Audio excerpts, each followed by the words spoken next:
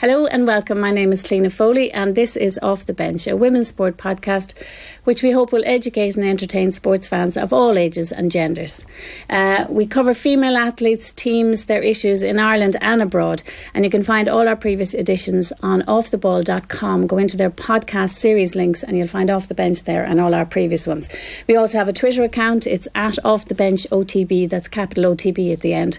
So if you have any suggestions or feedback, we'd love to hear it there as well. Now, on this date, exactly 15 months ago, exactly this date, we invited 3 players from an Irish team who were going to the World Cup into studio. We thought, imagine an Irish women's team competing in a World Cup. That's an amazing achievement, as it was. And it was the first time in 16 years. So we said, come in, tell us about yourselves. Holy moly, we had no idea what was going to kick off. What transpired was amazing. They were the first Irish team, field team, to contest a World Cup final. They came home with silver medals. They are household names now, most of them, which is fantastic, we believe. And they're now about to embark on the next huge journey, the next biggest test for them really as a team. So they're on the cusp of something new. We're here to talk to them today, and it's 3 members of the Irish women's hockey team. On my left is Nicci Daly. In the middle is Sarah Hawkshaw, and down at the end there is Lena Tice. Welcome to Off the Bench, guys. Thanks for having us. It's fantastic to have another women's hockey team in, because the last time we had Nicci, we had no idea what was going to happen. And one of the things we're really curious about is you are back, you've got your final chance to make the Olympics in November 2nd and 3rd in Dublin. What has changed for you as a team, and I suppose as personally as well, since then? And we'll start with you, Nicci. Tell us what's changed for you as a team. I don't know if a whole lot has really changed in terms of like what our end goal is. You know, the goal is always to get to an Olympics. You know, every time you start a cycle, it's a 4-year cycle, and everything that you do leading up to the Olympic qualifier is progression. It's the stepping stones to getting there. So in terms of our end goal, I don't think that's really changed. Obviously, we're definitely a team with a lot more confidence now after what we did last year. And, you know, for us, qualifying is the number one thing. That's the next thing in our sights. And we try not to get too far ahead of ourselves. And so everything that we do now, we prepare the same way. But yeah, I think just the level of confidence that we have probably in ourselves as players and in the team itself. And especially now that we have a new coach, he's brought this new kind of attacking element to our game, and he just wants to see us going forward. And you know, he's only been here a couple of months, and already you can see it in the way we play. Like, we are scoring more goals, we are looking more attacking. So it's a much more, you've changed your style of play basically, which is really interesting and really challenging for any team. And that's Sean Dancer. He was the ex-New Zealand coach, and he has come to take you over.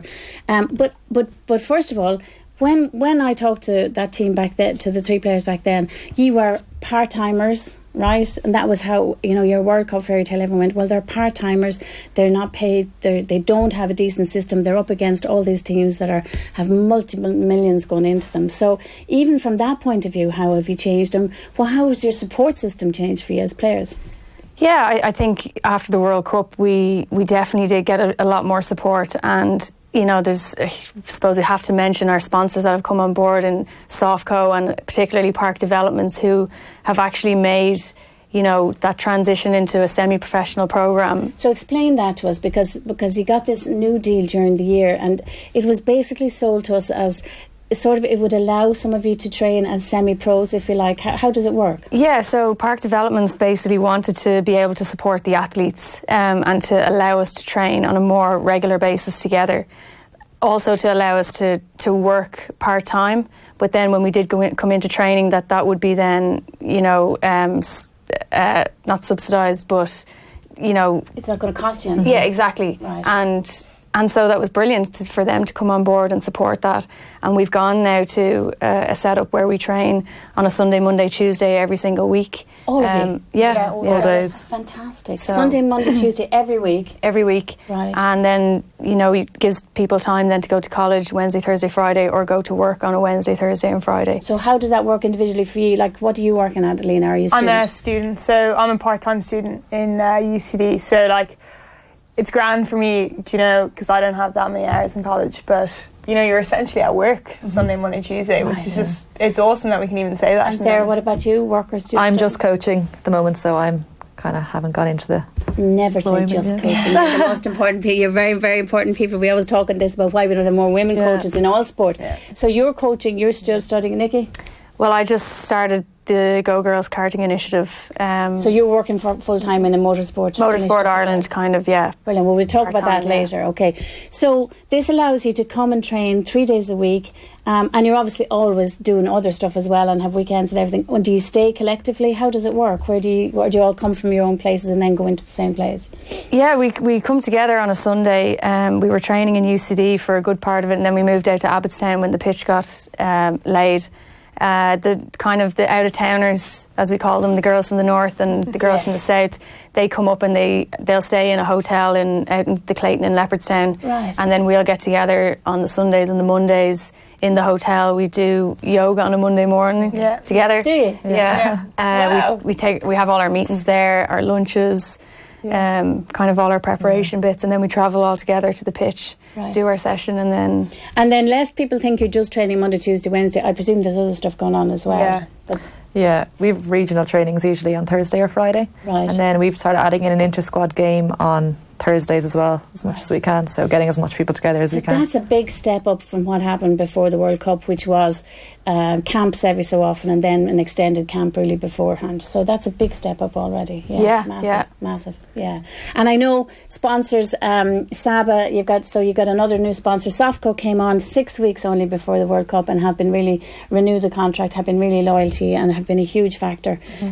Saba, lovely Thai food, but we particularly love, sometimes I say if you get a good sponsor and you get a great image, it's a hugely important thing, and I love the Saba sponsorship, and again, so you're eating well as well, obviously. You've got lots of nutrition and good stuff going on. Very well, we get like Saba after trainings.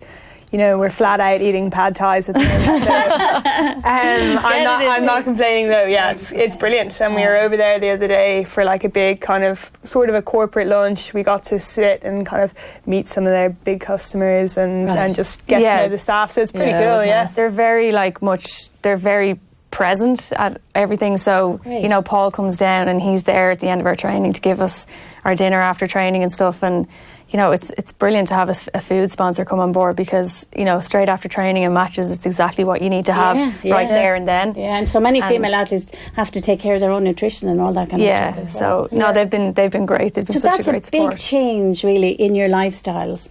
Has it, like, you weren't there, Sarah, before, so I'll ask one, Lena, has it made your lives easier, and does it mean that you can train more efficiently and better as a team? Yeah, definitely. I think the biggest thing is that because we're all together and all our sessions are together, we're not really playing for our clubs at the moment.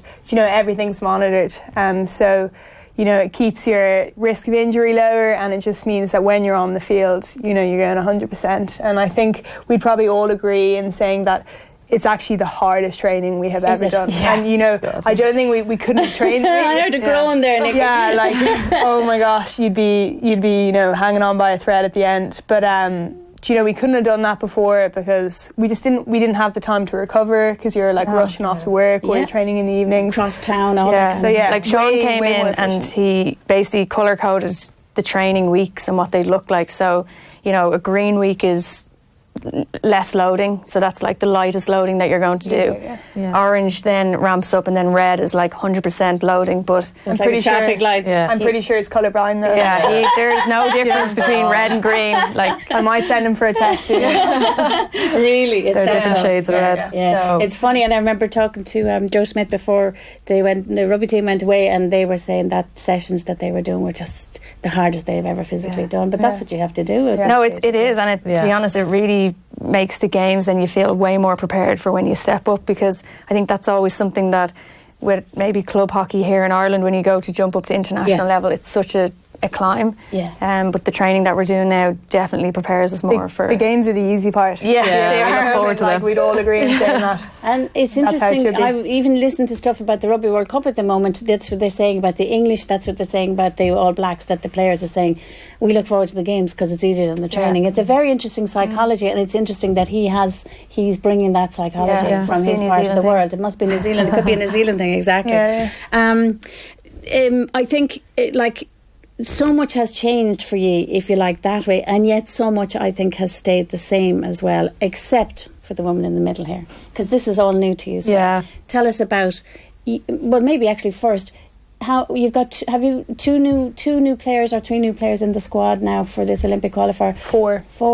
There's 3 or 4. We kind of have a wider squad of about 24. Is it 20? Yeah, wider squad of 24. So there's probably but people who've just come into the squad this year, I think there's probably 4 or 5. And Sarah, where were you when the World Cup was on? I was in the States, I remember, because I was sitting crying watching it. And it was, and I actually remember because the stream I was watching, it blanked off for the last 1v1. And I jump into it. Yeah, the thing, I missed it. It completely went black, and I missed so I couldn't see what was happening. Eventually came through, but I was watching it, not really thinking I'd be here. Really? Today, I always I wanted to come home, and because obviously I played 4 years in the States over there in college. You went on the college route, University of Massachusetts, is it? That was it. And so did some of the other girls, the 2 bars did it as well, who are now in the squad, so we had the same kind of route, and just sitting there watching, then came home and kind of got my shot thanks to Dave Passmore, who kind of created under 23 squad, and kind of that led me into it last summer, and kind of. You've over 20 caps in a year. It's extraordinary, actually, but it probably also reflects how competitive you have and how much games you've been playing this year as well. But you like these two, motorsport, hockey, cricket. You've also played other sports, which is an amazing thing we keep finding this with top female athletes, is that they're multi-sporters a lot of the time. Tell us about yours. I was a big ga head for most of my years. I did a lot of football, a bit of camogie. I've 2 All-Irelands with Dublin, I think minor and under 16.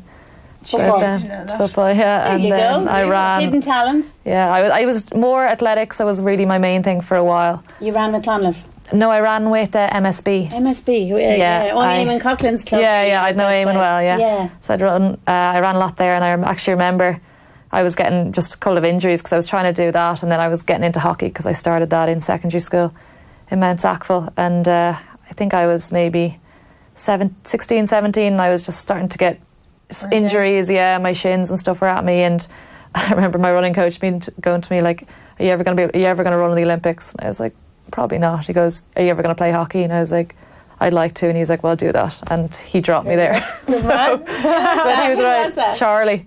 He was brilliant. He was really good, but he was very, straight to the point. Wise old man. Wasn't he? He said that to me. Wasn't he wise? Here you are in the cusp of possible Olympic qualification. He was right. He was. And was it cross country or track? Did you run both, or? 800s were probably my main run, but I did cross country as well. Tough event, Hey, she can run. Yeah, she can. Really? She can run. Well, that's my next question. Off her GPS unit those days. Isn't that interesting? Because 800 is a real endurance event as well, and that's a brilliant thing to bring into team sport, I think, as well. I love the tactical side actually of 800s. I thought they were. It was weird. I just liked. Over my head now. I didn't know there was a tactical side to running 800 metres. Nor did I for a while. A lot of elbows. Yeah, I just love them. So now all of that is brought into this. So maybe I'm going to ask you a hard question, but what has she brought to the squad? Oh, she's like lightning in front of goal. She's got a wicked shot on her reverse and her open side, and your 3D skills are definitely not easy to tackle. What's 3D skills? Just getting the ball in the air. I think that must come from your camogie background. But, interesting. She's got real striker instincts. She never stops working. She has something called the Hawkshaw, according to her American Never heard the end of this. What's the Hawkshaw? Oh my gosh, this is the best scored thing ever. one reverse goal in the States, and they made it into this big. It's like they loved the old the tomahawk. It is. It's the back of the stick. Yeah, it was. But it must have been sensational goal because they christened it the Hawkshaw in your college. I know. Yeah. It was a nice goal. It was, but. Yeah, I haven't heard the end of it since. Go on, now you never will. Yeah, now you never will. And now you know there's Thank you very much. now you know there's Camogie and GA in the background as well. And even Sean said that at the Saba event last week. He said that there's so much like influence of influence Gaelic of other games, sports in hockey in Ireland. It helps so much that like you can see them though. You can see a player that's plays. Why? How do you know that? Because they're just so natural on both sides, where hockey's very much one-sided. One side dominant, even though you do have the backhand shot, but in terms of being able to get the ball in the air, like, I remember Anya Connery, like, oh my God, that girl could just switch hands in the middle of a game. And, you know, the grip was the wrong way around, but she could hit a ball, like, anywhere. You know, you can see a player who's played Gaelic, and then you can see a player who's played cricket growing up. You know, difference. You well, and Katie Mullen was a hockey player as well. It is funny. It gives you that maybe that versatile and that double-sidedness that you wouldn't have. You lose a lot of the physicality, though. I went back, so when I came back from the States, I was like, oh, I can't wait to get back into Camogie. You haven't played it in years.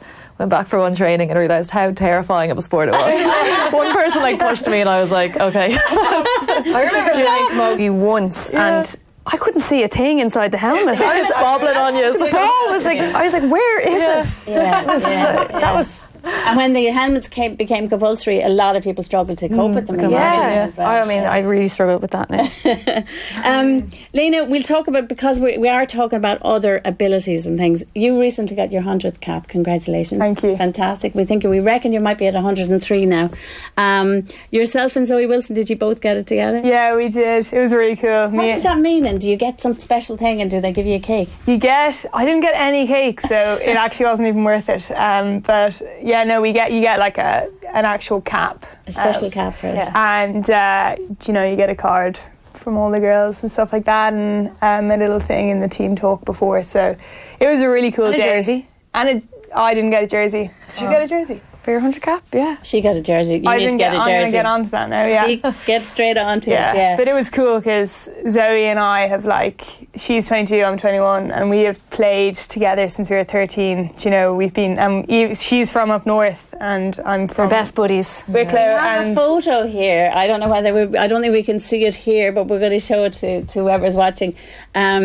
And it shows you when you were, I don't know what age, and I think, is it Alicia McFerrin? Aisha McFerrin is in the same photo. Yeah. What age group were you? So that would have been under 16. So I think I was probably, me and Zoe were both 14. That's unbelievable. And Sheesh would have been 15 or 16, and like even then, like, we were thick as thieves. And I remember us then saying to each other when we were like under 18 and we had just played our under 18 Europeans, we were like, we want to be part of that really? group that goes so good. We were like, that's our dream, that's what we want to be a part of. And we just thought the girls were unbelievable, you know, the senior girls. And so yeah, to get it together was pretty cool, pretty special. So. And they are, anybody who was at the return from the World Cup and down on the streets at that famous welcome home will know that they're a bit like, they're a double act in every way, particularly off the pitch. Yeah, like, you should tell us what they're like off the pitch. No, I just remembered when they got their 100 cap, like they came in and they absolutely wrecked the place from day one. No, they didn't. They came in, they just had so much energy about them, and they just brought this young, like, you know, energetic vibe to the team, and it's exactly what it needed, you know, and they're probably responsible for, you know, the togetherness of the team, like leading up to the World Cup, and just that kind of fun, easygoing, energy, togetherness. So at the homecoming, listeners, Desi Cahill from RT was doing it from the stage, but he actually let Zoe and Lena actually introduce and tell us something. Oh yeah, I mean, they love this stage. They are made for the stage. Absolutely made for the stage. Apart from your hockey expertise, you two definitely need to get a show together. I think, definitely. That's good. Yeah. But you started.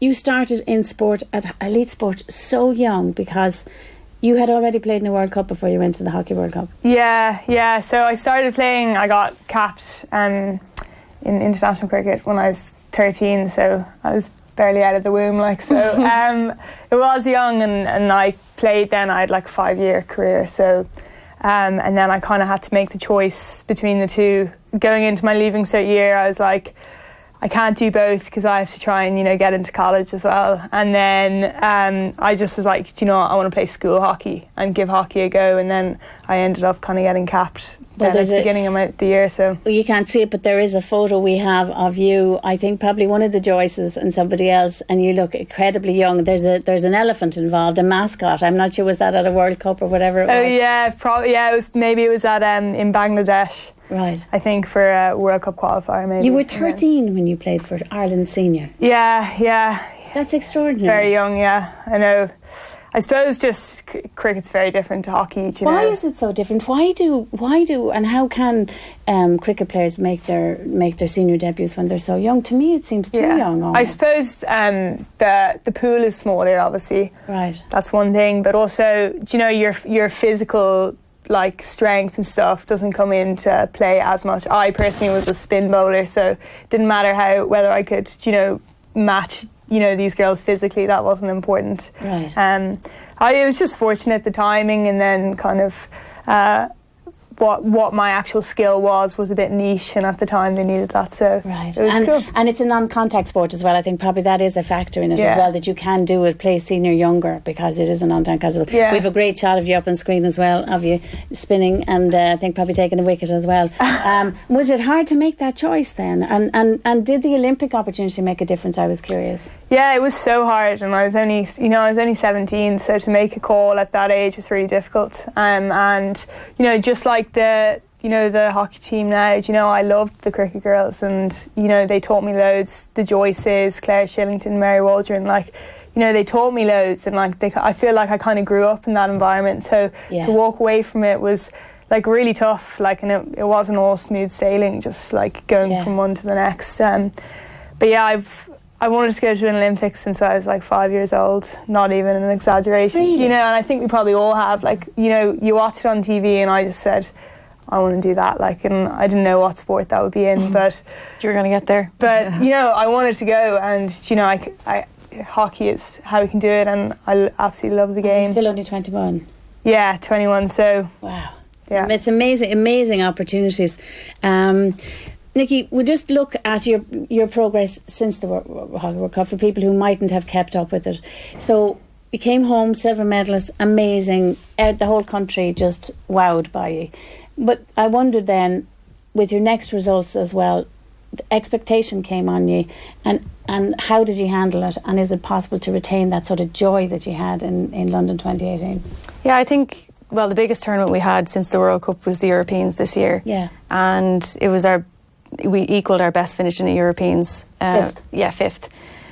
But actually we played probably some better hockey than we had played in the World Cup. Definitely. So we were really happy with how we came away from the Europeans. In fact, we were actually a little bit disappointed because we did think a semi-final spot was there for us. And you drew with Germany. Was that the game that kind of cost you the semi-final spot? I think probably the English game.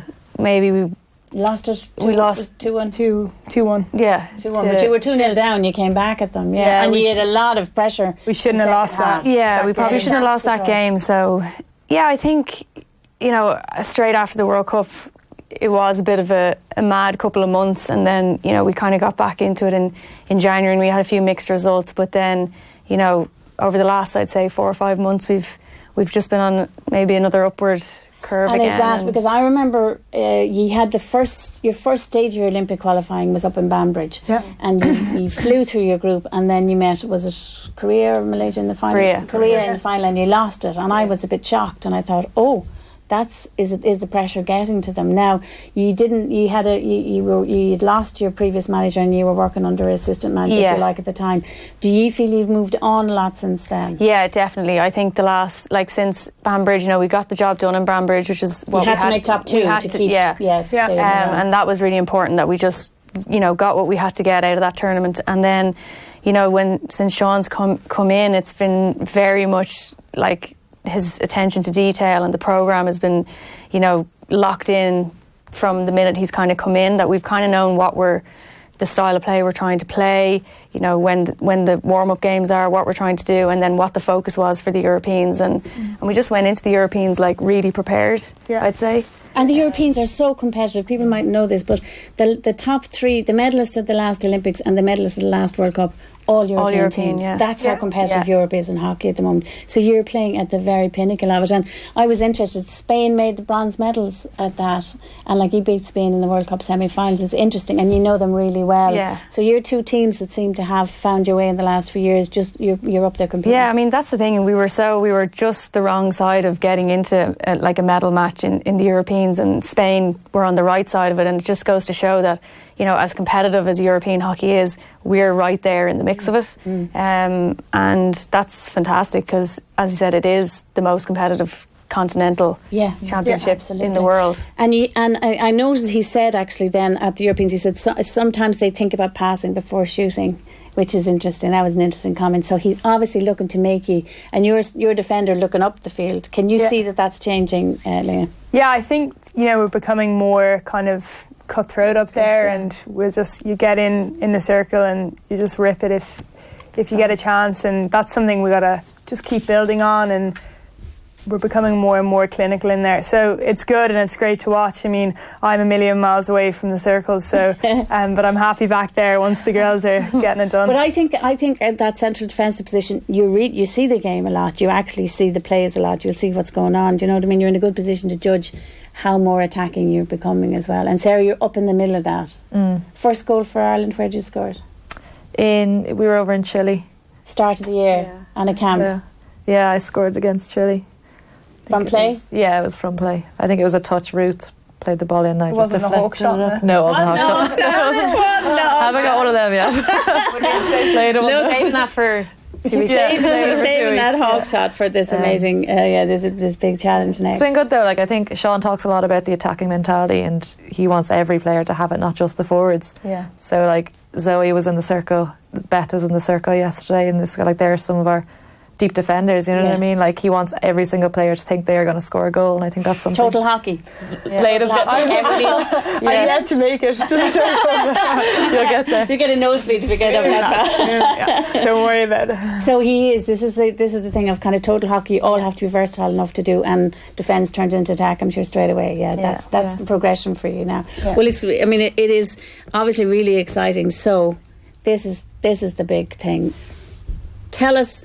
We're going to show a photo here. Elaine Buckley did this lovely montage, and a lovely story about your World Cup journey, and she works for RTE, but she also showed this great photo that we're showing now, and it is, the top of the photo is ye at the end of the last Olympic cycle, and the bottom of the photo is ye in London. You know the photo. So explain to people what happened with your last Olympic qualifying, how close you came, Nicci. So we had such a great start to the Olympic qualifying campaign in Valencia in 2015, and we ended up topping our group. But the way that they set up that tournament was different to the World Cup. So in the World Cup, when you came top two, you went straight into a semi-final. Yes.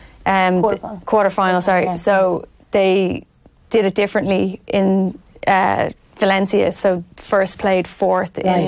It was still a quarter-final, but you didn't get the automatic. You didn't get an automatic. You didn't get a boost from top of the group. And so we ended up facing China, because China had kind of got it wrong in their group, so they ended up finishing last. And at the time, I think China were ranked 6th in the world, or 5th in the world. Yeah. And so we ended up having to play our qualification match against China. And actually, we were better than them in full time. But it went to a shootout, and we lost on sudden death penalties against China. By the width of a post, really, almost in the last case, So I've heard, is it true that some of you went back to Valencia later on, I think a year, something later on, one of your players said to me that she actually shook going back on the same field? Yeah, it was, we just got so close. I think, we really thought that was going to be the time that, we were going to make it, and it was just devastating, to kind of have the run-in that we had and, the results that we had got. We probably thought we deserved it, and I think we did deserve it in full time, and then to lose it that way is just so hard to take. Yeah. Changed team, changed management. Then we had the whole build-up, 3 years to get into the World Cup, and now we're back at the same spot again. Yeah. Tell us, where are you and what's next? I think it's been, obviously I've been in the squad for a long time, and this will be the third Olympic qualification that I've been to, and it's interesting to see the progression, because actually for the 2012 Olympics in London, we were quite a way off the pace, you know, in terms of trying to qualify. Then we got so close in 2015, but actually if you see the progression of the team over the years, we definitely are playing like world-class hockey at the minute. And so even though we didn't make it in 2015, I actually think it's been sort of the foundations for, you know, the progression that we've had to get to this point today. And I think the team is at its strongest it's ever been since I've been in it anyway. And I think that, you know, we just have to keep going through our preparation. These next 2 weeks are really crucial, and then, you know, the 2 games come, and it's just... And to explain to people, you've been in camp probably for the last week. Did you play 2 games in Dublin this week, Sarah? Yeah, we played Belgium and Korea. And how do they go?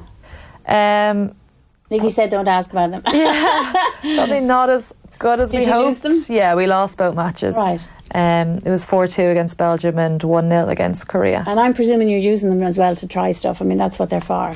Yeah, they're for that, and they're, you know, we know they're going to be looking at our games just like we're seeing their games. So there's always that in the back of everyone's minds. Yeah, exactly that. So. And then where do you go from literally from Monday, or where are you heading to next? We're heading out to Germany for a few trainings, and we play Germany twice next week. So we're out from Sunday until Friday. Top class opposition. Yeah, real quality stuff.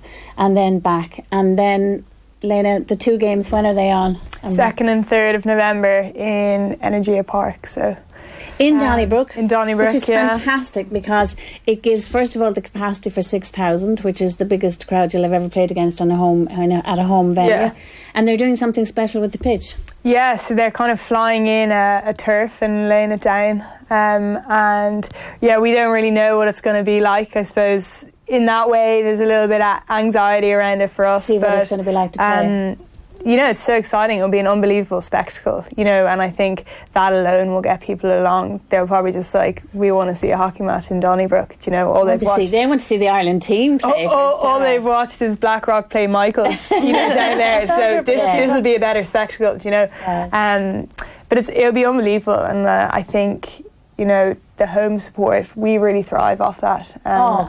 Even in London, you know, when you think back, it was like a home venue, and I think it was a massive, you know, boost for us, and it will be a massive boost. And there is something about the Irish support. It's very passionate. It's very loud. I really do think it could be bandwagon. The bandwagon, honestly, yeah, exactly. Yeah. We're great ones for it. But also Irish supporters are always vocal. Like, they make noise. They're there. No, they do. Yeah, and I think, like, hopefully we'll get a good, you know, bit of support out for the games, and I think ticket sales are actually doing really well at the minute. They're reportedly very good. I checked today with Irish Hockey just to check. There are tickets still available. The stands are sold out for both games, which is a great start. And I think they're probably a great crowd. And just to anybody who's listening as well, they need help, would you believe, in taking up and putting down the pitch. They're looking for Irish hockey volunteers to help with this, actually on the 27th and the 28th, and then after the matches as well. So if you're around and you want to give an hour of your time to actually help physically, it's just an amazing thing. Contact Irish Hockey and check that one out as well. But it's 2 games. It's an extremely busy weekend sports wise, but the potential is there for you to get a full crowd in there 2 days, isn't it? Yeah, absolutely. I think as well, you know, looking at the women's soccer team, you know, I was at the match a couple of weeks ago. They got a great crowd out, and record crowd again. Yeah, I think, you know, there's a lot of talk around the qualifier. There's a lot of talk around any of the kind of female matches going on, that, you know, I think there was a record crowd at the Ladies All-Ireland final this year as well. So, you know, we're hoping just to push it up all the time. Exactly. Well, this is a unique event because this is the first time ever you have a home advantage, and this is your 2 game shot for them. Tell me, what are Canada like? Where do they rank, and when did you last play them? I think they're ranked about 15th at the minute, are they? Yeah. But they are probably a little bit better than what their ranking suggests. I think they're quite a physical team. Would be similar in ways, I think, to Canada. They're obviously extremely passionate as well. And, you know, they've never been to an Olympics, so they're hungry to go. They have exactly the same motivation that you have. So they're definitely been on the rise over the last couple of years. We've played them before the World Cup last year, didn't we? Yeah, I think we played them 3 or 4 times before the World Cup last year, but not since. Right, as warm-up games kind of for you. All right, so at least you're familiar with them, which is good, yeah. Yeah, but they've definitely... changed the team, probably. They've grown a lot. Like, they're centralised, actually, over in Belgium. So they all play their club hockey in Belgium and Holland. Wow. And they train over there. So, do you know, like, they've given up a lot of their lives, which means... they'll be absolutely gunning for it, just like us. And they're together then. That's an interesting one, because that is a factor. That does help, definitely. Yeah, 100%. You know, we certainly won't be underestimating them, that's for sure. No, and we'll remember as well that you went into the World Cup ranked 15th of that tournament. And it means nothing at the end of the day. Yeah. In knockout games, anything can happen, that's for sure. That's it. Before you walk out in Donnybrook to those 2 big games, pre-match routines, what do you do? Sarah? Do you have something special that you do? No, I don't really have a pre-match routine. None at all? No, not really. So laid back. Really, is she? Just kind of I don't talk a lot. I go quieter, I think, before.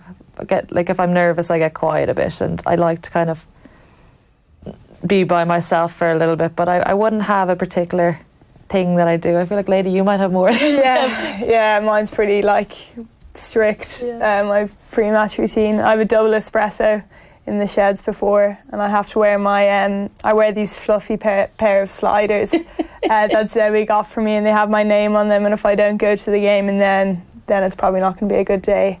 And I don't know, I read my notes, do a few readings, listen to some music. It all goes in you have a very strict an order, and then eventually I get up and do some dancing before I head out. There is dancing. There's always dancing. I Daly's think, with you around. Usually leading. Are you leading the That's dancing? an absolute lie.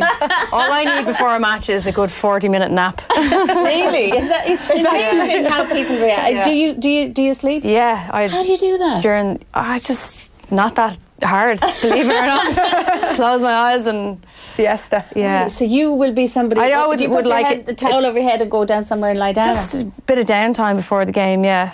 Like to just lie down, close my eyes, go to sleep for a bit. It's fascinating how all characters and teams do different things. We were in the sport institute, just there before our game the other day, and I just went round the corner, and we were just about to head over to the change rooms, and Daly was just snoring on the beanbag. I was like, oh, for goodness sake! Every physiologist, a bit of an exaggeration. Pull yourself together. Every physiologist says it's important. Cat napping works brilliantly for the body, so you're able to do it. Not everybody's able to do it. It's I don't have very much trouble. But it obviously works for us. So. You also are quite spiritual. I've noticed you put a cross on. You put a cross on your arm. Yeah, I do. So tell us about that side of you, because I just know you as this bubbly person, but there's a very deeply religious side to you as well. Yeah, so I'm a Christian, and it's the biggest part of my life, definitely, and all the girls would kind of know about it, and so just for me it kind of means that my perspective's a little bit different, when it comes to sport and everything. It's not the number one, my faith is the number one. So really?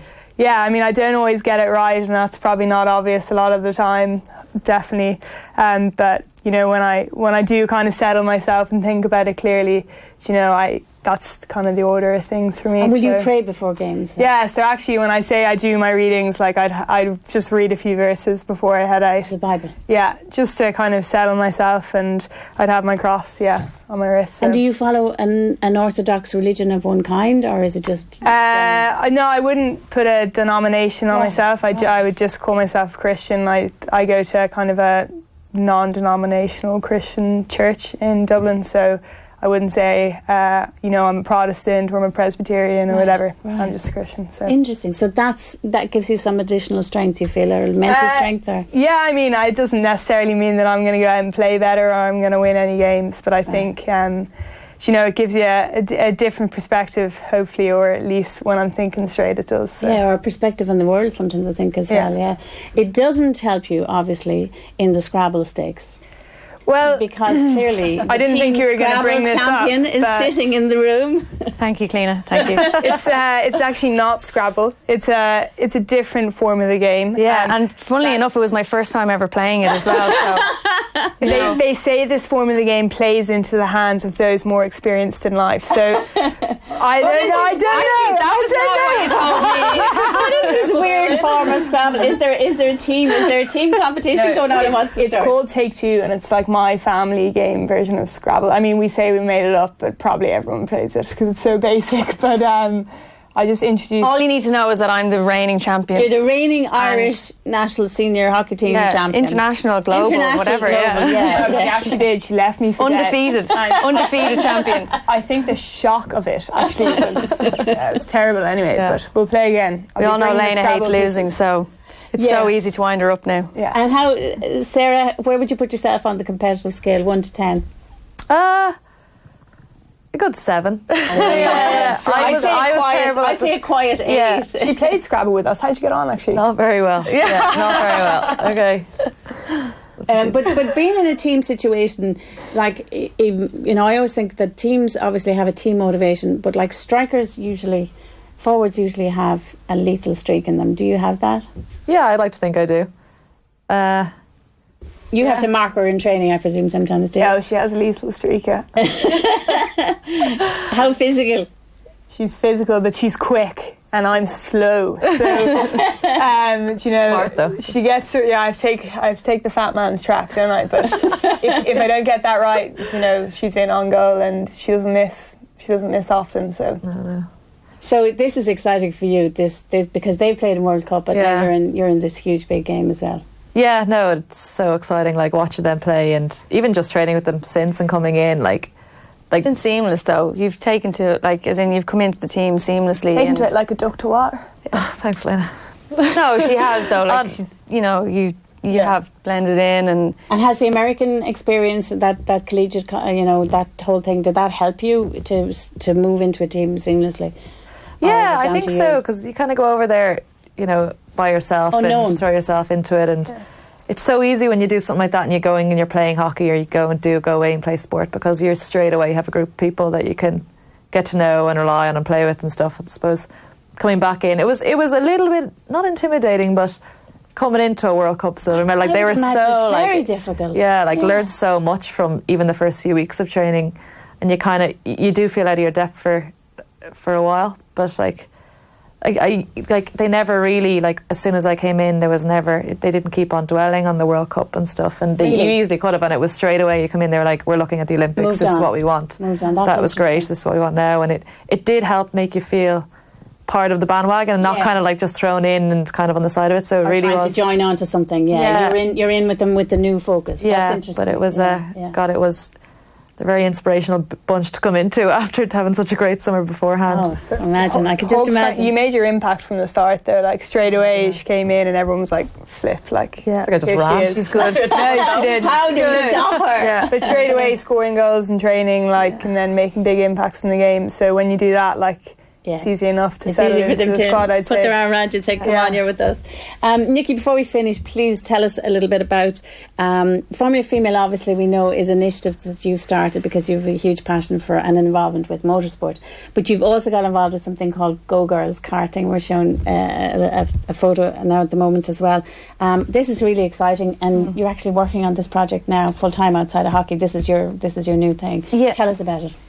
So it's just an initiative that I suppose when I worked in the States and I studied in England, there wasn't that very many girls in my class or, working in the team that I thought, I want to try and encourage more girls to get into motorsports. So I came up with the Girls Karting initiative, and it's basically a roadshow of experience days around Ireland, introducing girls from 13 to 16 years of age, bringing them out to the local go-kart track, giving them the experience of driving, but then also using motorsport as a platform to teach STEM education. Which is fascinating. This is a brilliant idea. So science, technology, engineering and maths, the STEM subjects which we say girls aren't involved in enough, and we wonder how can we change this, and this has a link to it. Explain. Yeah, so I suppose motorsport, it's the pinnacle of STEM education, really, science, technology, engineering and maths, and they do it at such a high level. So what I did was came up with exercises that are motorsport exercises, but they have a STEM background to them. So things like the maths exercises, they use a maths equation to figure out the fastest line around a racing track. Brilliant. And that's the line called the racing line that they follow. Another one is they build a data logger and they can wire up a temperature sensor and see live data from the temperature sensor in the wherever they are, like if they're outside or inside. Right. They see it live then on the laptop, and it just kind of, I suppose, showing them science in use. In and it's like translating that theory into something that's real and something that's fun. So it's just a different way of and understanding STEM. You've got great funding for it. You got 35 grand from Sport Ireland, and you've got equivalent funding as well. So we had, it was Women in Sport funding from Sport Ireland that we got through Motorsport Ireland, and then Team Ireland is another branch of Motorsport Ireland, which is backed by a guy called John Campion. He's from Cork. He's an Irish expat living in New York, and he's really passionate about Irish motorsport and actually helping the young Irish drivers, the careers of young Irish drivers, but also helping to grow motorsport at grassroots level. Right. So he's been fantastic. He came on board. He supported it financially, and so here we are. So if people are listening or watching this and saying, "Oh, I'd love my girl. She's 13 to 16. She's in school. How do her school get involved, or how do we know about it? How do you do it?" We have a website, formulafemale.org, and on motorsportireland.com. There's a sign-up page on both of those websites, and we ask the schools to sign up on the kids' behalf, because we need the school to okay it if they want to send the kids out. So we do have a sign-up sheet on the website. And have you been to schools already? Yeah, we've had 2 days down in Cork, down in Watergrass Hill, which is an outdoor track, and we brought along the current 2019 Munster karting champion and the 2019 Tully Allen karting champion. Her name's Kaylee Cole. She's the only girl in her class that she races in, and she only took the sport up 2 years ago. Wow. So we brought Kaylee down. She did a few demo laps around Watergrass Hill in her racing cart, and the girls were just absolutely blown away.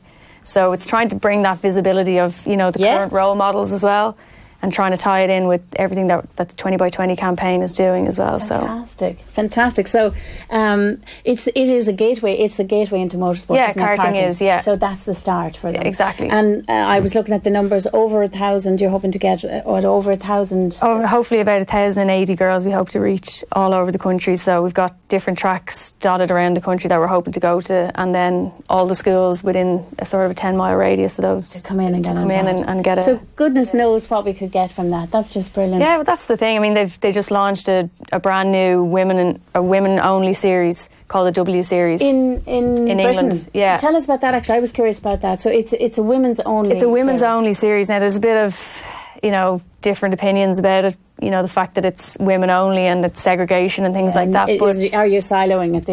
People accuse us of that as well. Yeah, but actually it's providing opportunity, and they just ran the first year of it this year. And I mean, I didn't know half the females that were driving in it until this year.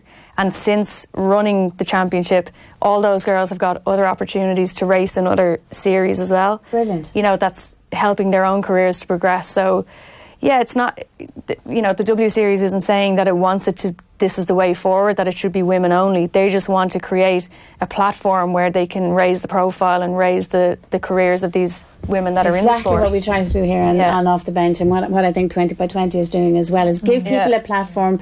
Let's give it more publicity. Let's see what the take up is, and let's see where it takes us. Yeah, exactly. There's so no harm in it. I'm all for it, and I hope that one day we'll see a young Irish driver get into Wouldn't it. that be amazing? Yeah. And what formula, what size, or it's what's a Formula 3 car. Formula 3 cars. Wow. So it's brilliant. It's pretty quick, and it's got a lot of aero on it as well. So you got to be, you have to be fairly experienced to drive it, and you have to be a good driver as well. So it does test the driving abilities and the skill and the racecraft. That's where these girls who are starting out karting someday, that's what they could be aspiring to. Dream big. Dream big. I tell you guys, I was coming in today and I met a guy. He works for the GA. He used to work with me, and he said to me, I told him I was coming in and you were coming into the studio, and he said, he has a 10-year-old daughter, and he said last week, she said to him, Dad, it's not women's sport, it's just sport. Mm-hmm. And I thought, isn't that amazing? 10 years of age, she said that. And he was blown away, and he went, oh my goodness, she plays for Round Towers, she plays GA. And that is so exciting to hear young girls thinking like that, and just imagining where that's going to take them. But they probably wouldn't be there, and there'd be loads of girls playing hockey. I saw Ennis Ennis started a hockey club recently. Yeah. Not a place that has a tradition of hockey. Yeah. And that's because of ye. So ye have been role models. You're really visible now thanks to your success, and we hope increased success will continue to do that kind of thing. So it's just fantastic for us and for you. It's a hectic weekend, the 2nd and 3rd of November. We always like to tell our listeners what else is going on. Katie Taylor, she is fighting, already the undisputed world champion at lightweight. She's fighting to become a second weight champion. So she has a fight in Manchester on the night of the 2nd, actually. So after going to follow ye, people can then go and watch her, or if they haven't already gone to Manchester. So it's a really hectic weekend for Irish women's sport. And let's hope it's a brilliant one for you all. And just because we're finishing up now, the women's rugby team also a week later have their only home autumn international this year.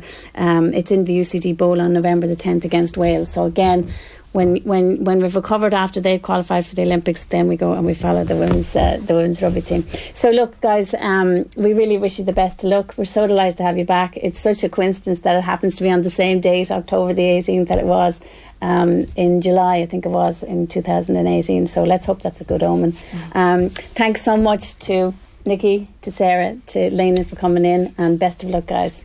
Thank you very much. Thanks for having You us. can find all our previous episodes, as I said, on Off the Bench. You'll find it in offtheball.com, and then go into their podcast links and you'll find the Off the Bench series there. And again, any feedback we'd welcome to it at Off the Bench on Twitter, Off the Bench OTB, capital OTB. Until then, enjoy your sport and take care.